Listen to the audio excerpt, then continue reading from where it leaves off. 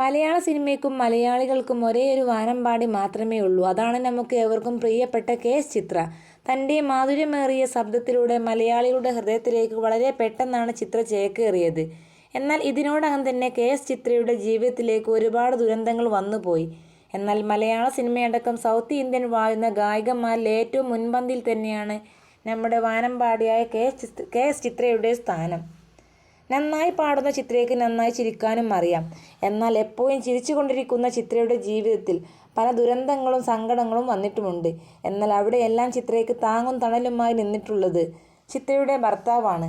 അതുകൊണ്ട് തന്നെ ചിത്രയ്ക്ക് കിട്ടിയ എല്ലാ അംഗീകാരങ്ങളും അദ്ദേഹത്തിനാണ് എന്ന് ചിത്ര പലതവണ വേദികളിൽ പറഞ്ഞിട്ടുണ്ട്. തൻ്റെ മകളുടെ മരണത്തോടെയാണ് ചിത്ര തകർന്നു പോയ ചിത്രയെ ഭർത്താവാണ് ഈ ഒരു രീതിയിലേക്ക് എഴുന്നേൽപ്പിച്ച് കൊണ്ടുവന്നത് എന്നും ചിത്ര പലതവണ വേദികളിൽ പറഞ്ഞിട്ടുണ്ട്.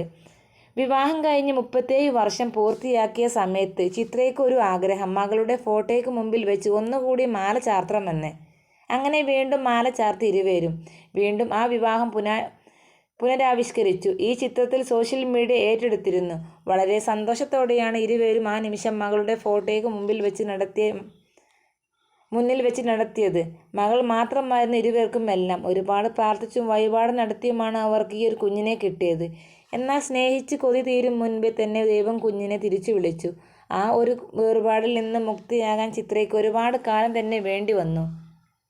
അതിൽ നിന്നുമെല്ലാം ചിത്ര കരകയറിയത് കാരണം ചിത്രയുടെ ഭർത്താവ് തന്നെയാണെന്ന് മനസ്സിൽ ഒരുപാട് വേദന ഇപ്പോഴും ഉണ്ടെങ്കിൽ പോലും ഒരു ചെറുപുഞ്ചിരിയോടെ മാത്രമാണ് ചിത്ര പ്രേക്ഷകർക്ക് മുൻപിൽ എത്താറുള്ളത്. അത് എന്നും നിലനിൽക്കട്ടെ എന്ന് തന്നെയാണ് ആരാധകരും പ്രാർത്ഥിക്കുന്നത്.